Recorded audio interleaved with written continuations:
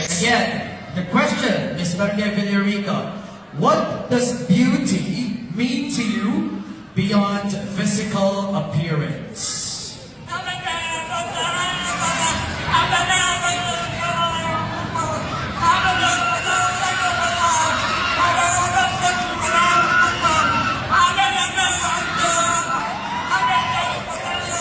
Dumlaga na mga kayo.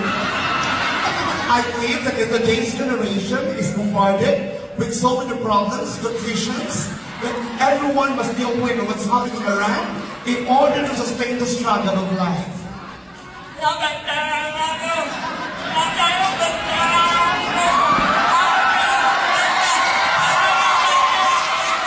I strongly and firmly believe that beauty cannot be seen in the physical appearance of a person, but emanates from within. It comes from within. A real beauty can be sensed beyond perception, and I know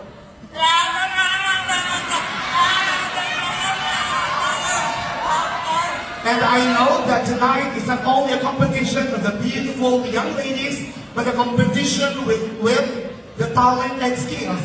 Maybe you find me, I don't have the voice, but I can express the feeling that I felt that I was never felt before.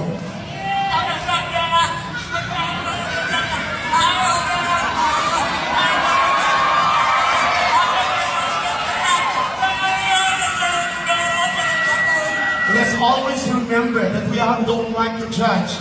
No matter what we are in this world, we have to share love. We have to be...